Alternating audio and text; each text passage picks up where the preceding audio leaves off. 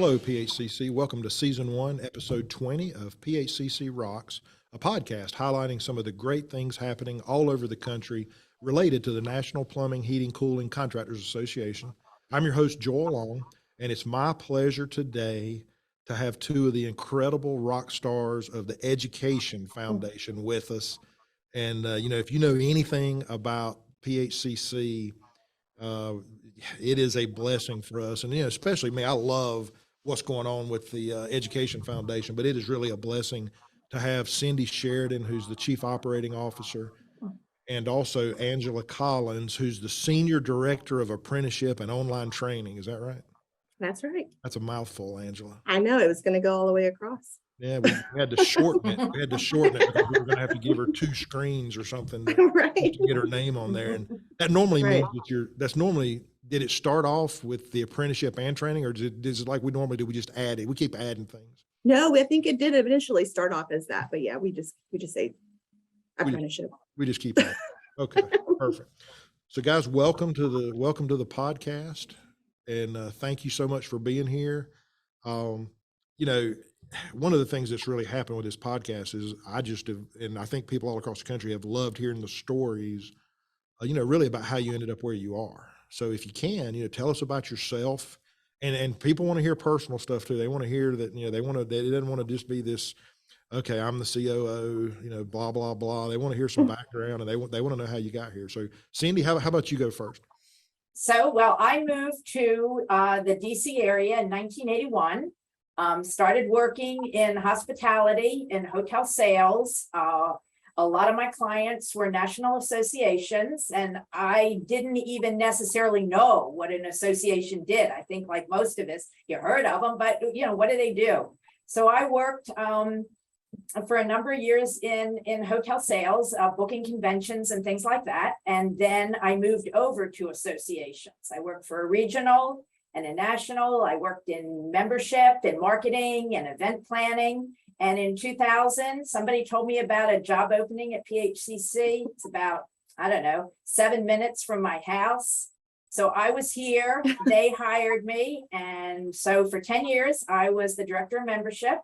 And then in 2010, the person that worked for the foundation, Jerry Kennedy, he moved over to the EVP slot in PHCC, and I became the COO of the foundation, and it's just been 12 great years. So you're the one that exploded the foundation. Well, I didn't do it by myself, that's for sure. But we did, we really have seen the foundation grow over the last 12 years. So proud of everything we've accomplished together. Yeah, it's pretty amazing. But like most people that we've talked to this year with that question, it's amazing how somebody, their path led them to the position they're in. And it wasn't, so it's never a direct path. We kind of think, I think when we're young, we think, well, we're going to do A, B, C, and D, and E, and it's going to lead us. But no, that's great stuff. So 12 years in this position? 12 years in this position. Yep. Okay. Right. I started, I was hired May 1st. Bill Jones was the chair of the foundation then so he was my first chairman. Oh, that's a great guy. Good. Yeah. Couldn't have been, I've been so fortunate in this job. I've had some great chairmen to work with, learned so much. So he was the chairman of the Education Foundation? Yep. Boy, they've gone downhill since then. Huh? Oh. Kevin, I'll get a phone call. I want to get a phone call. You are.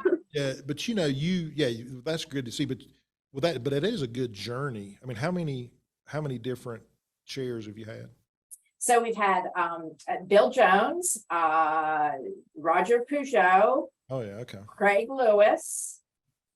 And then Kevin. So Kevin, yeah. Well, most of my chairmen, my goal is that my chairmen have the best volunteer job they've ever had.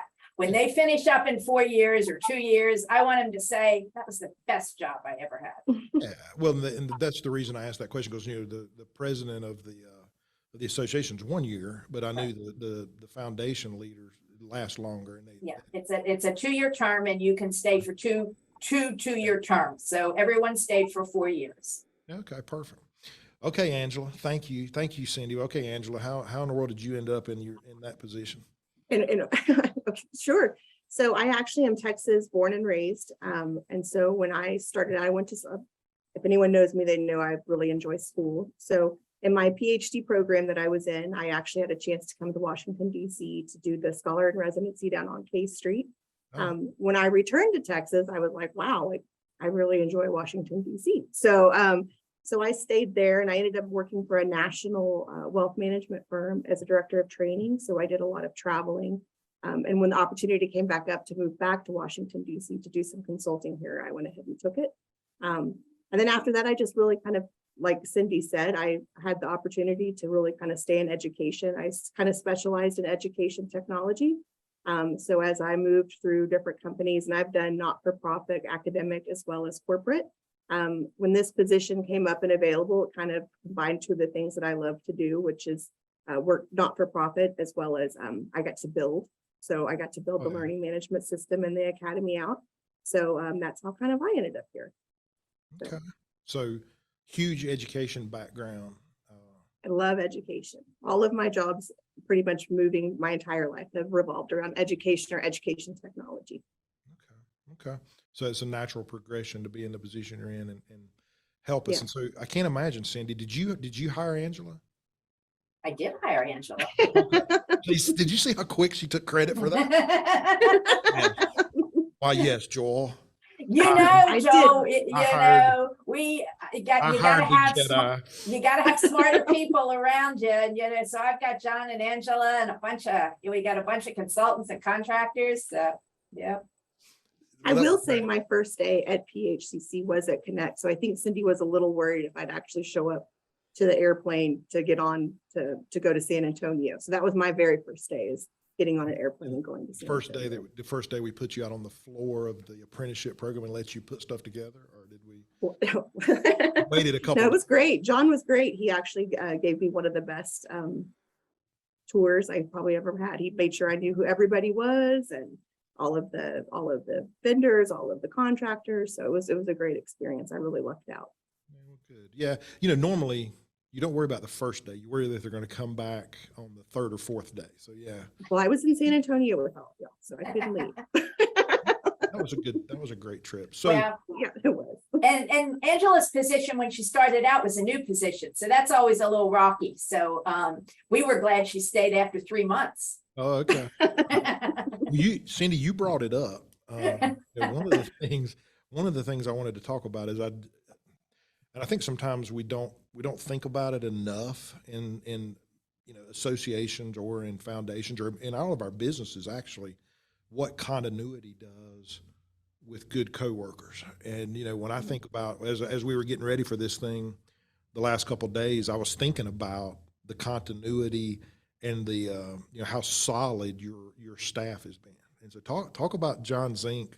I'm only going to give you about 30 seconds. I don't want his head to get too big, but John, just talk about those, if you can, those kind of things and what you see with that, if you could. Well, John's celebrating his 25th anniversary this month with PHCC. Mm-hmm. He's only 30. I mean, Well, yeah, he was born here in the basement, but John's really grown up with the foundation, and we are so lucky to have him as part of the team. I think the relationships that he's been able to develop over the years are so important to our fundraising, which what he does, and the donor communications, and then the other thing I think John has, and Angela too, we have some confidence. When you've been here for a number of years, you have some confidence to take some risks and try new things. And I think that's been really important too. John is an amazing fundraiser, does our communications, does our programs with Kirk Alter. Because I'm going to ask you a question about how you got involved, but I'll wait a few minutes on that. And then of course, John does our scholarship program. Yeah. Well, I know John's movement at Connect on just the whole program of raising money for the foundation when we're there, and all the app he's using now, and just him bringing all that to the table. And I'm sure you're going to give him all that credit and all that stuff. But I mean, just the ease of that partnership on being able to do it in such a positive way at those kind of events. He's just a wealth of knowledge. And I do like too, what you said about confidence, because it goes both ways. It's personal confidence maybe, but the confidence that our members and leadership has in the Education Foundation because of that longevity and proving over all these years, the communication format and how you're going to communicate and how you're going to be successful and listening. I think that's a skill that that I don't think we understand how well you guys listen first. And I see you a lot, Cindy, listening before you respond. I always like in some of these meetings. So Cindy, what do you think about why don't we go conquer the world this week? Or no, in my case, Cindy, what are we doing with air conditioning? And you go, Mr. Long, how are you? It's great. But I think maximizing the use of the resources, because they are limited, and you gotta make sure that you're focused on the good outcomes that we can, that we can really be successful on long term and not short term. So I mean, that's a good. So John, to me, that's what John projects a lot. Is just that really long term success. I think you said that really well. Yeah, we've been really fortunate to have the ability to look at what our core talents are as well. So like we all have our different skill sets. John is an extremely good listener. I like to build. We kind of go back and forth, but we also have the ability to find people that would backfill those different things for us. So like with our two consultants, they do a fantastic job, Angela Nicholson and Brittany Langford. One's really good at process. The other one's very good at she's a teacher. So we've been really lucky to kind of be able to use our consultants in that way as well. Yeah, and I think that's a great lesson for all our companies, our members, and PHCC and other ones to, you don't have to do everything in-house, Yeah. hiring. Well, and you also don't have to be the best at everything. And there's a lot of things that I think I fall short on. So like, I mean, everyone knows, and John knows, I'm not a marketer. That's not kind of my forte, but between him and then having some other outside resources, we kind of fill in those skill sets. And that's really extremely helpful because it allows you to have more, like, I guess, more bandwidth. So. Well, you mentioned how I got involved, and, I'll go ahead and a lot of people are probably tired of hearing it, but, when I got out of NC State, I was brilliant. I'm an engineer. So, after 4 or 5 or whatever years, they tell you're the best if you can actually make it out. And so I got out, and my best friend, Wes Stiers, who's a PHCC member in the plumbing business. And after about 2 years, he saw my struggle through, and he was like, you have got to go do something. You're going to die. And he took me to a Kirk Alter class, and I met John Zink, and it was the week-long project management class in Texas. And I came back and changed everything on how we did project management because of that one class. And so it's just the Education Foundation. And I didn't even know that it was different at the time, but it got me connected to PHCC and improved my business and my vision on what was possible, and just really helped set me in a different direction. And so it was powerful. It really was. And Kirk Alter couldn't do anything without John Zink, but anyway, that's a different story. So. Well, and I think John Zink would tell you that all the years of listening to Kirk Alter in those classes has probably made him, such a great employee, the way he thinks, a lot of times are things he's learned from Kirk over the years. Yeah, I think the ability to ask more detailed questions is a skill that he's really good at, and I learned a lot of that from him early on, because it's bad to ask questions on the surface in your business, and then maybe you ask a question, you get an answer, and then you need to ask another question, and because getting to that next level, and that's what you guys do, isn't it? I mean, because as contractors, we could talk about, let's go, and I'm sure you guys are terrified a lot of times in some of our meetings, right? I mean, No. well, but Craig Lewis said the same thing you do. That's why that you and Craig and contractors are like you. He said the same thing. You have to ask good questions and get to where you go. I mean, that was a lesson I learned from Craig. Now talk about a leader. Good grief. Yeah, Craig. Yeah, that's a pretty good legacy to follow, Craig. For anybody that follows what Craig did with the foundation, it's amazing. So let's switch gears a second. I'm not sure people really understand what a foundation does. And I thought, I wrote this question down, and you may not want to answer it, but, give us a snapshot of a day at the foundation. Like, what do you think you guys, maybe, I don't know who wants to go first, but I mean, that's got to be you got to have some interesting days. So I'll let Cindy kind of start off because we do this kind of it very strategically, I think. Okay. So we start out with a team check-in every day at 9 o'clock. I mean, people get in. Angela's an early person. John's an early person. I'm not quite as early as they are. But we do about a 15-minute check-in every morning. Oh, okay. And we started that during COVID. And just so you know, because we were not all together, and we've continued it. And we have found that so valuable. We know what everybody's doing. We address whatever issues are going on. If it goes a little longer, we're good. So that's how we start our day. And then I think one thing that I would say, it's just a lot of multitasking. You know, I talk, you know, I think about apprentices when we say to them, or young technicians, why do you like this industry? And they'll say, because I do so many different things. Yeah. You know, I get up and have my energy drink, and then I'm on this job and doing that. It's not the same every day. And that's the foundation. I mean, John would tell you, you know, it can be looking for scholarship applications, getting ready, you know, trying to find enough registrants for the construction management classes, the essentials class, sending information, you know, trying to work on our communications, kind of share stories about our donors and how we're impacting. So that's his day. Mine could be more committee meetings. You know, we've got an investment committee. Right now, I'm, you know, trying to pull everything together for the contest. Even though we have people working on them, I've got to, you know, you got somebody on top kind of looking down to make sure we don't forget anything. So just a lot of multitasking. And I think Angela, she probably has a great story with what her day looks like. Yeah, I've been, so we run a lot of different programs. We're working on a lot of different courses right now. So we kind of divide and conquer as well. So we check in and we make sure that everybody's kind of aligned on where they're going. One of the greatest things about being in the foundation, just period, is there's a lot of autonomy.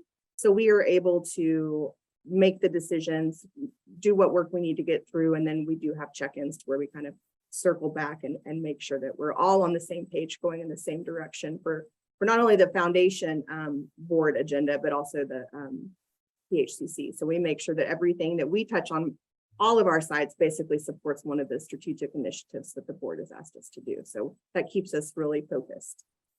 Because there's a lot of nice things to do, but we want to make sure that we're very focused and that we do really well in the things that we choose and that we're asked to do. So I heard you guys are since you have such a big staff of 3.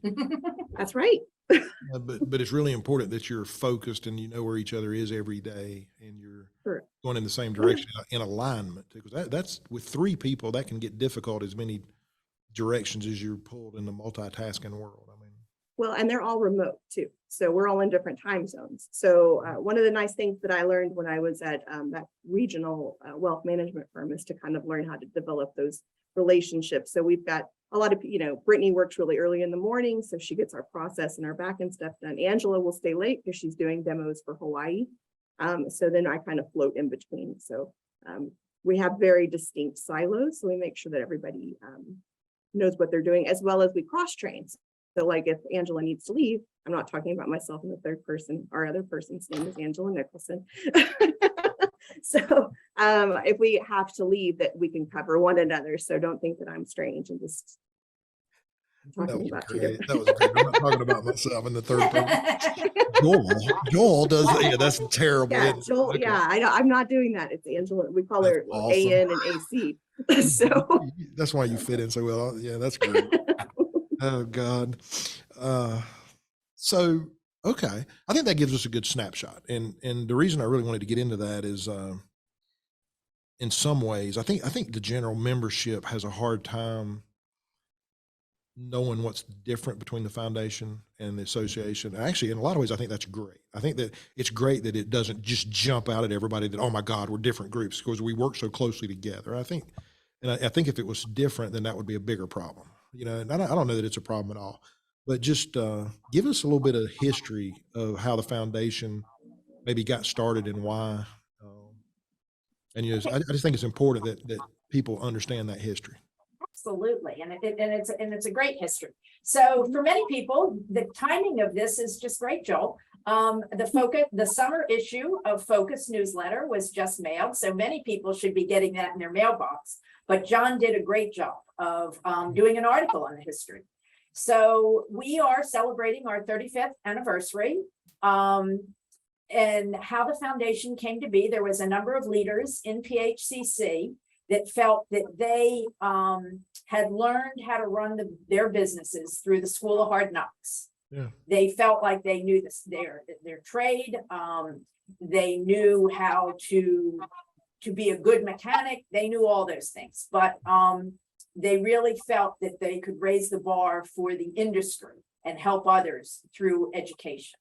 So it didn't fly immediately, but Dick Irwin and Chuck Hiley Sr. Were two of, and there was a number of other people really pushed for that. John Ward from North Carolina was another person. And finally, they got the PHCC board to agree. So 35 years ago, the foundation was formed, and the leaders back then had the foresight to establish an endowment. So that there would be education and training for generations to come, so that there would be money to support that for generations to come. And the contractors felt very strongly that they needed to put their money in first before they went out to the manufacturers to know that we were successful. So We were serious about it. Yeah. and we were serious about it. So that's how the foundation got started. And then I would say the next big milestone was 2009, when we formed our own board of directors. So it used to be the association and foundation had the same board. 2009, we formed our own, and that was the beginning. I mean, the leaders realized that we had grown to a point where we needed our own board, and Right. I think that was something else that helped us grow. Yeah. So the real story that I wanted to get to, and you touched on it, is, I think one of the biggest things in our industry, or our families, or our country, or maybe even churches, anything, it's normally 4 or 5 people that decide they're going to make a change. Yep. And then they invest in it in the way that it's not a personal investment for their own benefit. It's for the future generations of their industry or their church or their family. And then that's what really drives the difference in the future. And do you remember the number? Do you remember what that initial ballpark number was? I mean, I've heard some different numbers. Well, I think the contractors raised $1 million. Right. Okay. That was the initial, that's what initially they raised before they went out to the manufacturers. Yeah, I heard a great story and I think I think it was Dick Irwin walked in and said, "Okay, I'm doing this. What are you guys going to do?" And I mean, and especially that generation, I think they were more cowboys. Right. And I think we love them. We love them now, looking back at them or that. But I mean, I can just see that. Oh yeah, I think somebody said, "I'm going to do 50,000," and Dick said, "Well, I'm going to do 100,000." That's what I heard. I didn't want to get So specific. then they were like, and I think that was Chuck wasn't Hiley. there. All right, you just cost me 50,000. Yeah, I think that's what I've heard too. But see, Mr. Irwin, I got to meet him, and I mean, at once, and I want to tell you, we were at a board meeting, and he walked in the room, and everybody got silent, and then somebody started clapping. I mean, it was, and I think it was maybe the second board meeting I'd ever been, and it was just amazing to see everybody. But what a legacy! What a legacy. Yes, I met him through my work with UAC. And so very just great people. Yeah. Well, and I really wanted to say that because it's so you have $1 million, right? More or less, and it's contractor driven. And then what is it today? So today it's about 14 million. Okay. 2 weeks ago it was 16, but now it's 14. That's 14, right. But But that's money sitting there that every year is driving the success because those 5 or 6 contractors, decided to make a difference. And so now all of a sudden, it's led to all this success for the industry and for our association and for our members because of those 5 or 6 gentlemen decided to do something. So that's a great story. Okay. Anything else on the history? that's John Ward was the best of those guys, obviously. He was. Okay, perfect. he was. So the relationship between PHCC and the foundation, you touched on it a little bit. Give us a little bit more of a snapshot of how you see that relationship and the importance of it. Okay, so we have a separate tax status and we have separate board of directors. but we're all working on behalf of the industry. Yeah. So I think that's key. And you know, as a leader this year, Joel, that you work closely with the chairman of the foundation, Kevin, keep the communication lines open. In I think it was 2018, Michael Kopp established an education department for the association. Yeah. So that really allowed the foundation to focus. To Angela's point, we could really focus, and we focus on training now.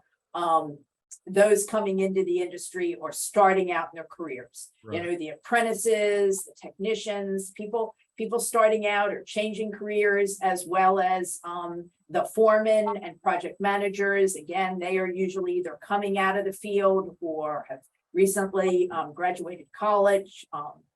So that's really where we're able to focus. And I think that's made a big difference.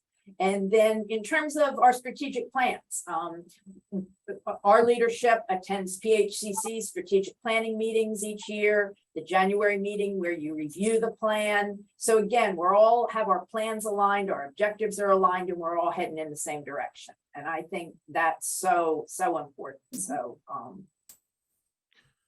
Yeah, I've been in a lot of, I think, organizations where there's maybe different pieces of an organization, or I don't know, I don't want to say a splinter group, but I mean, there's different parts, and I don't know that of an organization that I've been in that have two parts that are so big and widespread that are operating in lockstep. And Cindy, I think that's a huge testament to your leadership, because it's easy. Well, it's easy sometimes to see problems, and I don't, with those kind of relationships, and I don't ever hear that. Maybe you just keep it quiet, but that's great. But I mean, but that's what we should do as leaders. That's a great thing to keep it quiet. And we have overlap on both boards, which I think is very important. When the bylaws of the foundation were developed, there was intentional that there would be overlap. So again, we are heading in the same direction. We can disagree, we can debate how things get done, but at the end of the day, we're all in this for the betterment of the industry. Well, I think it's a good testament of how organizations should be run with what I see anyway. Angela, do you see it the same way, or? No, absolutely. It's really helpful when you know how to communicate things to different people that PHCC does a great job with the membership and helping the member benefits, but we also get to deal with members and non-members. And so by being able to understand the whole spectrum and gamut, we have a very good ability when we have those interactions. I had a call the other day with a company that wanted to become a member, and I could actually speak to it because I've heard it over and over and over again. So It makes it really nice when those non-members come in and we can just easily move them over to membership. And it's like a seamless transition of how do we get you in the pipeline? So and I think it works out really well. Both groups edify each other with the needs so much. I know PHCC Association feeds so many to the apprenticeship program, for instance, and then the membership, like you just talked about, gets fed. I mean, it's amazing. So I love it. It's John Zink. It's not Cindy. It's John Zink. It's John. So I guess the other thing too that really struck me thinking about this and PHCC National, and actually my company, all organizations, I think, coming through COVID and everything else are faced with, man, it's a whole new world. It really is. What do you guys see, I guess maybe coming up? What are you looking at now? I know we got the Connect coming up that you guys are so involved with, but what do you see your mission going forward, Cindy? I mean, how do you, or both of you? I don't know. Well, I don't really think our mission has changed. Good. It's so much. I mean, we're still going to train. It's just how we do things that I think have changed. And it was one of the pillars of our strategic plan, and our plan, we're going to be redoing it in December, but was infrastructure, that we'd have the technology to support the work that we did. And so we started that before COVID. But it really positioned us during COVID to be effective, I think. We just, the foundation board in May, you remember, we had the conversation about how far, where we are with our strategic plan, and the conversation around technology was fascinating. I mean, just 5 years ago, Everyone that was coming into the online education, and that was only about 200 people, and that was done with paper. They fax something in, we register them by hand. Maureen, John- doing her reports. Do we still have, do we still have fax numbers on all of our paperwork? that Oh, we send out? probably do, but we don't even have a fax machine. I don't even know how to fax Putting it anything in anymore. space, yeah. But how John raises money, and so importantly, how students are now learning. I mean, when we Oh, yeah. first started the learning management system, Angela built it. She started in 2016, built it out. We rolled it out in July of 2017. There was a lot of the chapters that said, wait a minute, you're competing with our brick and mortar schools. And we had to do a whole campaign. It's what's best for the student. Many of our students like to go into brick and mortar, but a lot of them have childcare issues, elder care issues. They're on jobs that travel, they can't go to school every week or every couple nights a week. So just the whole thinking, and I want Angela to talk a little bit about some of the things she's done with technology, but that's changed the way, we work. And I think that's going to change for other people too. Yeah, so I would just piggyback onto what Cindy said. And one of the things that we were kind of a little bit ahead of the game before COVID hit. And so even when the chapters started pushing back exactly to what Cindy said, it's going to compete with my brick and mortar. But what happened when COVID hit, those places that had the online learning already, they just soared. So all of those programs just like went, all the way, they just exploded. COVID, a very not pleasant event, but for us, it really helped us with the contractors. Of one of their big objections was that you can't learn plumbing from a computer. So we took all of that information and we're listening, we're active listeners here. And we said, okay, well, you're absolutely right. You can't learn plumbing from a computer, but you can learn all the science and air conditioning. And air Come conditioning. on, I'm Angela. used to the fast track demo. Can't you learn the trades from? There you go. But now we basically can say you can learn all of the related science, math, products, fixtures, all of the different pieces, so that when they come to you guys to do their on-the-job training, they're not asking the same questions over and over, that they can learn it the other time. So that's been one benefit for us. The contractors and our schools are actually like embracing that. So it's an easier sell.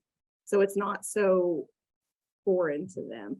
But we've also been working on Salesforce, which is for us, it's going to help with the registrations. It's going to help offload some of the work for the states. And so we really look at, when we're looking at how we're going to use technology, we look from all the way where our state partners are, of how we can help at least give you 10 extra minutes instead of sending in all these forms. So we're trying to work all the way down the pipeline with technology. Oh, I think that difference today compared to 4, 5, 6 years ago, I think we're all in the middle of it so much that it's actually hard for us to recognize the journey we've gone through in, just really 3 years, if you think about it. I know, like Maureen's whole position has been automated. So when she was doing all of the grades and reporting and the registration, the accounting, getting the checks, Wilma would walk by and give us a check. Some people would send different things. And so it's all automated. Cindy always laughs about how we like to see the receipts come in and we don't even touch the money. So that's been pretty amazing. And the states get their stuff faster. And so that's what we really want to focus on, is making sure our states are supported where we can, especially around technology. Angela, were you here when we did you weren't here when we did the strategic plan 5, 6 years ago, were you? I was, that was actually. That was your first, okay. No, it wasn't saying, that's exactly right. Well, yeah. Well, I'm listening, I'm hearing all the discussion about being member centric and customer centric from you guys. Do you guys even realize that? Because before a lot of, and I'm old, a lot of the conversation, it seemed like we focused on the association almost all the time and we didn't even know it. I know I did when I was talking about it, but now it's, listening to both of you, it's about the members and the experience and all these things. So that's a great journey. I hope y'all see that. Yeah, we want to make sure, I know, especially with our team on this side, is that the customers, which would be the states as well as the students, have a fantastic experience. And that means that it's easy to use. It's it's easy to get information. It's not so anxiety inducing, so that these people actually enjoy going to school. It's just a component of what you guys, of their journey. So we really focus on those types of things. Customer service is really important to us. Oh, obviously it is. Anything to add to that, Cindy? No, I think Angela got it, but I do think it's key, our relationships with our state chapter partners. And part of that might be because I came from membership. So I knew, I know what our state chapters do. I know how they operate. So I think that's, our partnerships with our state chapters has been key. We don't know what's going on in the states. Apprenticeship's a little bit different in every state, what their contractors need. So this is really, it's when we kind of flipped our model from individuals faxing in a piece of paper for somebody to register to our state chapter partners. I mean, that was a real game changer. And I think for them too. Absolutely. I think giving, and I know they realize it too. What I hear from now, it's almost a foregone conclusion a lot of times how well the apprenticeship partnership. And I don't want to, that maybe not be the way, but it's just, oh yeah, we're doing it. Let's go. And it's a lot different. Well, one of you made the point that it's a lot different conversation we were having 4 or 5 years ago. It's just absolutely is. I was the one that had to call all the states and say, we're changing the way that you paid. And some of people were not very happy with me and how you register. She made you do that, didn't she? She did. She's smart. What happens when you're the newest employee? If she survives this, she's gonna make it. Yeah, she'll be fine. Yeah. But I will say, having that relationship and having those difficult discussions, I do feel very comfortable that the states and we trust their opinions. So if they call up, I mean, I've had people call up and say, we should do this. And I'm like, oh, that's great. But, we're very clear. Is it in our strategic plan? If it is, let's look at it and we'll see how we can fit it in. If it's not, then we need to table it, but we'll look at it again. So with this upgrade with Salesforce, a lot of the things that they've always said, I keep a list at my desk. It's kind of a joke. All the things that they were like, we don't like this. We've cleaned it all up now. Right. So now they're going to have to start a new list. Yeah. So, and that's fine. We value that. Well, you want that new list, but you don't want it to be the same list. We don't want it to be the same list, and we want them to feel like they're being heard. And so that when they do talk to us, that it's valuable. I had a contractor yesterday say, he gave me a great idea, and he was like, you should make this after they watch this video, they have to sign something. I was like, I never thought about that. So I'll put that in for an update. So we get invaluable feedback when we do these demos or the states onboarding. It kind of helps us fine tune our process. Okay, very good. And I think because Angela does so many demos, I mean, she does a lot of demos. You get a really good opportunity to talk to the contractors and see what they need from training and stuff. And that's been very helpful. Yeah, the closer you are to it, the more you learn. Like that. Yeah. So let's switch gears a minute if we can. I like to do this in the middle of this kind of thing. Tell us something about yourself that nobody knows. You're going first, Cindy. Well,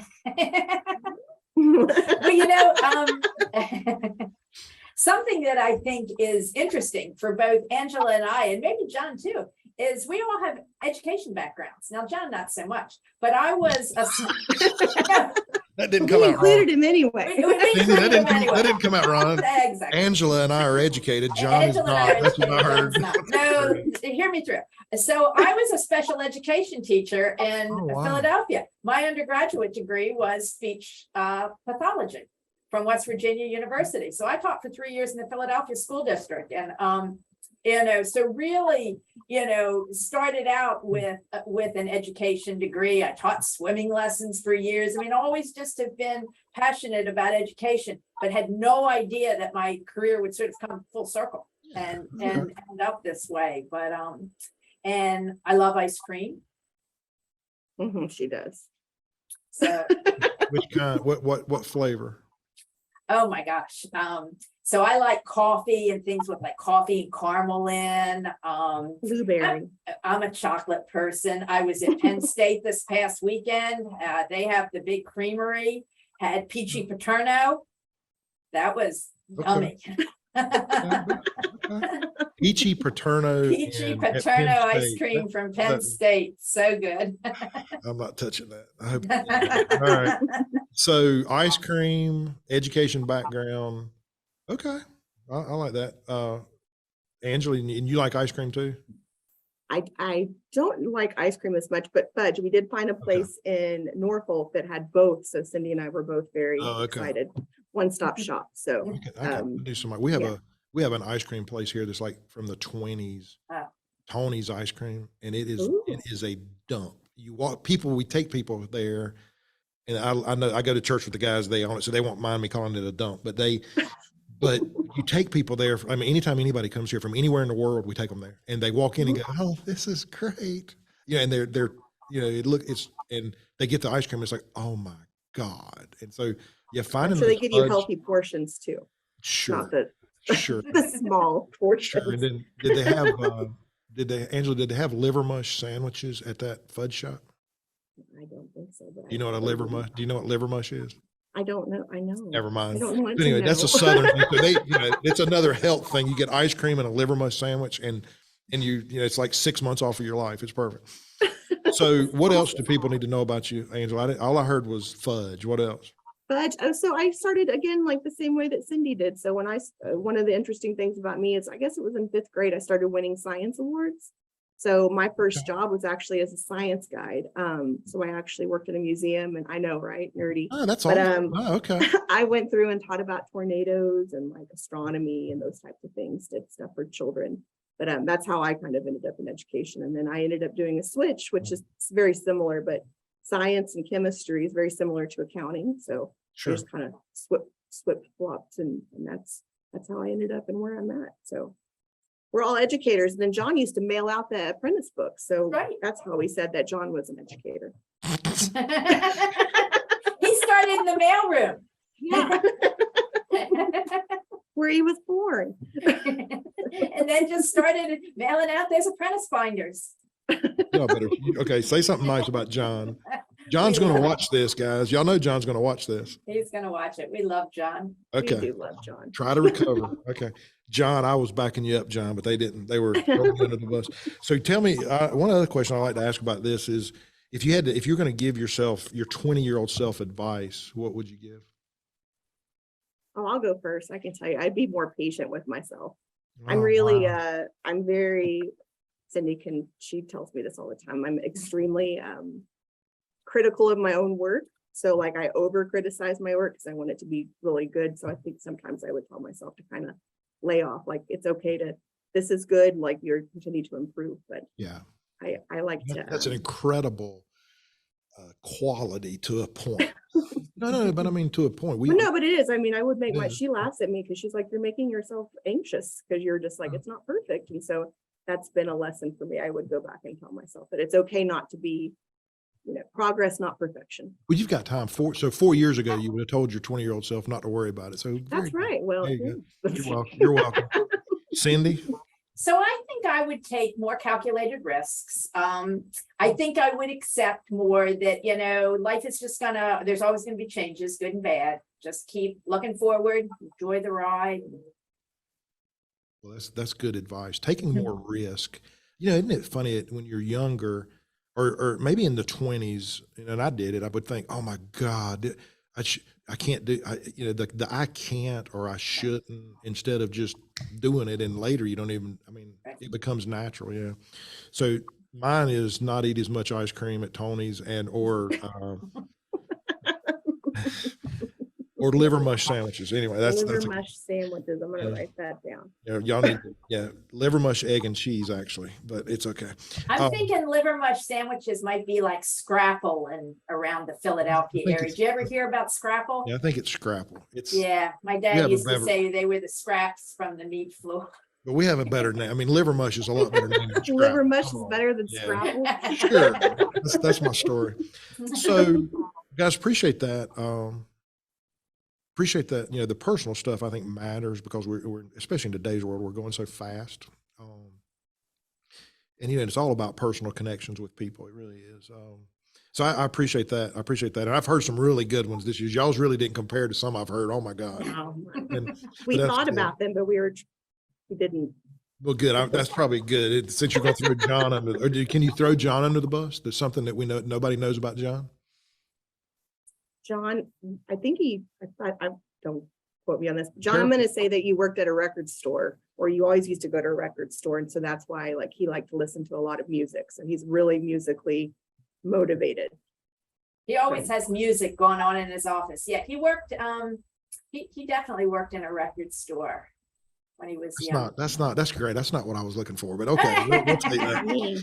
I can see that. We I can- don't I can throw, see we that. don't throw our team members under the bus. I can see that. Okay, let's switch back. Let's switch back to the real world. So Cindy, one of the big things you guys do every year is the apprenticeship program, and we got Connect coming up in a month and a half or so. And talk to me about what you guys are doing with the apprenticeship. Just get into all that stuff.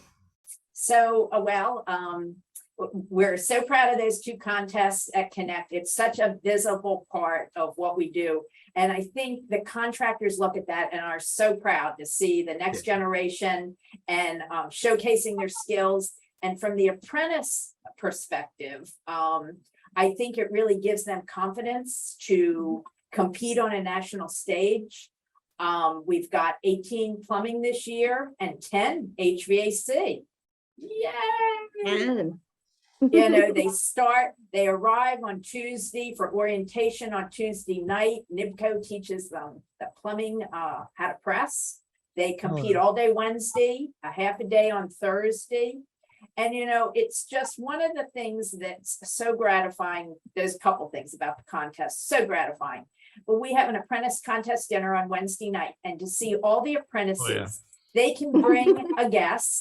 And they're all sitting at tables from all over the country and talking to each other and making new friends and seeing a lot of the challenges or the work they do is very similar in different parts of the country. I mean, that's just a great part of it. And then I think one of the other parts of the contest that's so amazing is our crew of volunteers that put those contests on. I mean, we could not begin to do those contests. They are dedicated folks from our manufacturing partners, contractors. They come in on Sunday, set up, get all ready, judge, work the contest. It's just amazing. So we are so excited.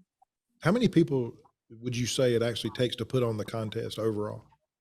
I'm going to say 35 maybe. Yeah, okay. Judges and the people that help set up and all the People that help set up, judges. I think we've got 10 or 12 on the committees, and then we've got extra judges. We'll have folks coming in from the UA local in Charlotte. They'll help with, hopefully we'll get a couple of apprentices that'll help with setup. They'll help with judging. They help with materials. That's just a great, particularly our plumbing contests, because they also work on the Skills USA contest. So they have two contests. Skills is in June, and then our contest in the fall. I mean, they are an amazing team. It's like they're like a family. They've worked together for so many years, and this year we've got Dale Powell project managing the contest for us. He retired from Copper Development and had been a volunteer for years. So 28, did I hear 28 contestants? 28 contestants. That's huge. That's a big deal. Okay, so great. And I would like to add one thing to that, and I think Cindy did point this out, but it's this, for some of these students, are the first time they've ever left their state. Oh, yeah. And so to see them together with one another and how they kind of, they're strangers to begin with, and they're a little nervous. And then by the end of the competition, they're out running around together and, swapping numbers and stuff like that. So I think that's how you build like a community. Those people probably haven't seen that. So that's Well, they build confidence in their confidence and community, and they actually learning how to talk and travel. We always laugh. We always have one that puts a battery in a suitcase and gets stuck in TSA, but it's, we have those issues, but it's an opportunity for them to actually try something else and get out of there. It gets them tied to the to a better future for the industry. Right. I think Jim Steinley, the chairman of the plumbing contest, he was a big proponent of them going to the Bradford White Breakfast on Thursday morning before the contest starts, and walking around the exhibit hall and having lunch, because that's the future of our industry, and they can see, I can be just like this. I can own my own business. Yeah. I can, I could become into Connect. This gives them to start on the path. They can pick their path as they come out of this. So yeah. Yep. Okay, so that's one thing you do at Connect, and then this other thing that I don't think people understand is the whole scholarship, Oh, yeah. what scholarship deal this turns into every year. And I had a ball with it a couple of years ago, with some of the stuff that I got involved with Dave Frame and we have fun with it, but then you kind of get into it a little bit on raising money for the scholarship thing, and you realize the impact it makes. And it becomes pretty humbling pretty quick that a little bit of fun and work turns into this just incredible piece every year. So just congrats on what you do, but just tell us about this whole deal. So, well, the scholarship program grows every year. This year it'll be 60 awards, around $157,000. But John does an amazing job of creating the excitement around raising money at Connect to support our scholarships, our workforce work, all of the things we do. And he just teased it up a couple years ago. We could start giving online. Yeah. And the competition is fun. It's continuing this year with Dave Frame and Joe Cornetta, but I'm not sure it was nearly as much fun with you and Dave. Well, it was fun last year. Let's go ahead and get to it. Let's go ahead and say it. Everybody, you guys especially. It was fun because Dave Frame and I ran our mouths for 2 months, and Ellen Whitaker out of Georgia just shut up the whole time. And then like the day before she just waxed us. It was great on fundraising. But, in our industry, a lot of times, a lot of things we do, we get in this fundraising thing. Oh my God, but man, it's such a good cause. And, being in a position to give away 60 scholarships with young people all over the country. And maybe, and it's not, and it's such a relationship driven thing with our industry. There's contractors and their kids, or members and their kids, or all these opportunities. It's just amazing outcome that we get because of what's done. It's great to see those pictures. I was going to say, when you also look at the programs of the foundation too, like both John and I support one another. So his scholarships support our programs. Sure. And then our programs actually give back money to his scholarships. So we're kind of very self-contained and make sure that we kind of support each other on both sides. Well, I think too, we better say something too about how professionally driven and organized that process is. It's not a fly by night. Oh yeah, well it's a very driven piece that you have to do certain things. I just really like how professionally you guys drive it, and that's actually edified what we do. It really does. And there's a lot of thanks there to John and the scholarship committee. And the scholarship committee, most of those folks have been on for years, and the policies for that committee, they love it. They take it seriously, and it's been, probably over 3 million. Yeah. Close to 4 million collectively with what the auxiliary gives. That's crazy. Something that the industry can be so proud of. The other thing, I've heard some conversation with some of us that are contractors too, that have been in meetings and said, well, man, that would have been cool when I came along if we had this. Well, I wouldn't have applied. I wouldn't have qualified. I love some of those conversations. So I have to. Anything else on that you guys want to add? No. Okay, I have to, as an air conditioning contractor, I have to bring up that we are, for years and years and years, we've been the plumbing guys, or the plumbing group, or the guys that wish they could be air conditioning contractors, the way I like to say it. But I'm going to catch that from Joe Cornetta and Dave.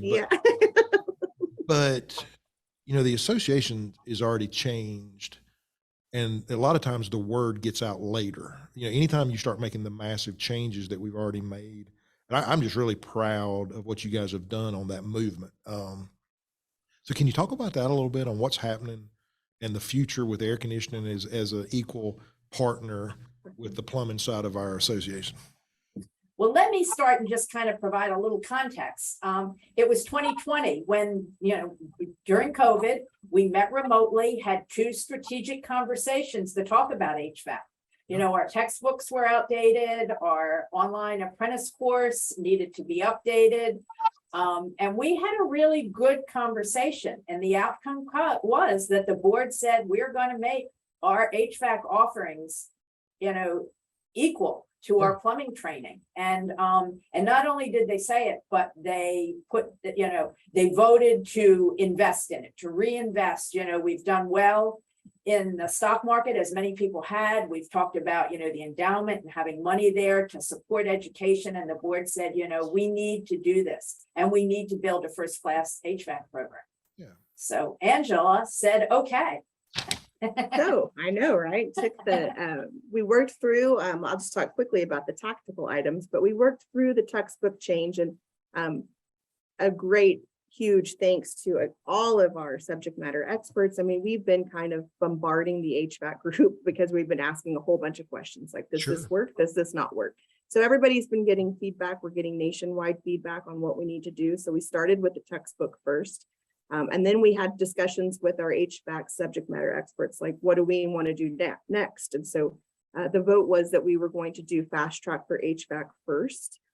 So that program looks to roll out probably next year around May 2023 is kind of what we're targeting. And so once that rolls out, then probably very quickly afterwards, maybe October 23, we'll have our HVAC pre-apprentice. Oh, wow. So while we're working on that, we have secondary project in the background, and that is we are working on mapping our 4-year Department of Labor approved standards to our new textbook to make sure that we are in alignment there, as well as we're going to have a strategic conversation at some point on, do we need to make any changes to those things too? So we're running kind of like 3 tracks of how we're going to get this done. So we're hoping that most of this, I mean, the bigger portion of the fast track component and the pre-apprentice should be done next year. And then following Department of Labor stuff will be the following year. We just made that decision so that we wouldn't impact any student that's currently in our programs, that they're that students had no impact. So that's kind of how we're looking to build it out. So it's moving quite fast. We've been lucky to have some great contractors that know how we like our work done, and like they know our audience, they know how we speak. So all in all, that instructional design piece is moving very quickly. So That's great. I think too, I've enjoyed just the thought process that's gone into it. Instead of focusing on fast, we're focusing on quality and making sure we get it right. And I think there's a long history of that too, Cindy. As contractors, man, you guys have to battle us all the time. Well, that should take 3 weeks. What are you doing? But man, it has really been I think a blessing for the association and the foundation to have you guys so tied to the education background that you will take the time and to get it right and partner in a lot of the conversations. So I think it's amazing transition. And so you're laying the groundwork with what you're doing that, 10 years from now, or maybe 5 or 10 years from now, we're going to look back and go, oh my God, that this gave us the transformation piece that we needed, to build the association even further. And so I think we're in that position now because of the work you guys are doing. Thank you. thank you. John's We not tried. just you two, not John. Oh, Yeah. So John helps us. John helps with all of the money and the scholarships and all of John those good things. I wouldn't say that if John knows I love him. He knows that. So anything else? Anything else that I missed, or you guys missed today that we need to bring up? Well, we're going to have a booth at Connect. It'll be right in the contest area. So stop by during Connect. And if you have any questions, Angela will be in there. John will be in there about any of our programs. We'll be there. And sign up for annual giving to the foundation. Just get yourself in a position, if it's, even if it's $100 a year or $1,000 a year, whatever you can do, but get yourself in a position where you're automatically giving to the foundation again to make a better future for your businesses. Yes. Perfect. So one of the last things I like to do, guys, is I believe leaders read, and we've had some great, books and podcast recommendations. Do you guys have anything that, since you're in education, you probably don't read much? Well, in my free time, Angela will have a different story, but in my free time, I'm a big fiction reader. But I do have a book. I do have something that's been on my list to read. It's a recommendation from Kirk Alter. So I'm going to share it with everybody. Hang on, let me get a pen. Okay. It is called Thinking in Bets, BETS, by Annie Duke. And this is how to make smarter decisions when you don't have all the facts. The author was a poker champion, and Kirk highly recommends it. So I thought I would share that. Kirk is part of the foundation team. So I thought I would share that with our audience today. Thinking in Bets by Annie Duke. Okay. I like that. I'm probably not going to read that because I'm already confused enough on making decisions without all the facts. But anyway, perfect. No, I like that. That's good. Okay, Angela? So I don't read a lot of books because I was in a PhD course where you have to read hundreds of pages at night, but I do actually spend a lot of time learning other things. So I would just encourage people to continue to learn, especially languages. That's what I've been working on lately is learning different languages, trying to do just keeping my brain active. Again, I read a lot for work. So, I mean, I read a lot of standards and those types of things. So I don't read for much fun for leisure So anymore. are you It's kinda fluent in strange. any? Are you not fluent? Can you speak other languages? So I can do Spanish and I'm learning French right now. Can you say PHCC rocks in Spanish? I will not, I could write it, Nobody will but know I'm the not difference. You could have made up anything. Nobody on our group would I have know, known the difference. except for everybody that speaks Spanish, and then they'll write French. in and be Okay, like, that's French. not, I know. Okay. You're not gonna I'm put me just on the spot like that. I'm sorry. Well, okay. But you know what? But that's actually, listen, that's really actually important because we tend to, I'm 55 and we tend to get to a point sometimes where we think, well, I don't need to learn anything. But the continuing education piece is such a massive part of our world now. If you're not looking at it that way, we're backing up. And so I know actually, Continuing to learn whatever you like. I mean, I've also spent a Yeah. lot of time outside looking at like, what's that tree? And then trying to learn. I mean, it's just Yeah. keeping your brain active. I think that's really I important. think that's And curious would be the being best word. curious to Curious. find answers. Yeah.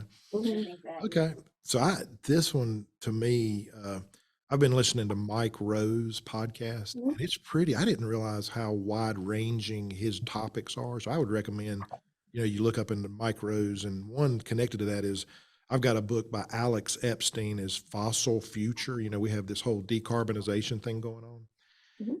all across the country. And he has written a book and it's Fossil Future and Why Global Human Flourishing requires more oil, coal, and natural gas, not less. And I have had raving reviews, and I'm not finished with it, but so far it's been amazing. So just all you PHCC people, get that book from Alex Epstein, Fossil Future. So guys, listen, I appreciate the time. You got anything else you want to add or anything? Thank you. This was Thank you for the fun. time. We Thanks. appreciate it. No, you guys, as always, did great. And listen, really, the whole industry, and especially PHCC owes you guys a debt of gratitude with what you're doing. You're putting us in a lot better position as contractors and members, and in the industry. You guys are making a big difference, and we really appreciate it. I know people all over the country, they probably don't tell you enough, but we really appreciate what you do, and it's very important. We Thank you. greatly appreciate it. So guys, thank you so much for the time, and I appreciate you listening to today's episode. Please spread the word about this podcast and send it out. Reach out to us on podcast@phccrocks.com if you have anything for us. Let's again thank Cindy and Angela for being our guest today. And PHCC Rocks is produced and brought to you by Amy Anderson of GSM Services and Charlotte Parham of PHCC National, and edited by PHCC National. I'm your host, Joel Long, and thanks again for hanging out with us. And please keep coming back to hear more reasons why PHCC rocks.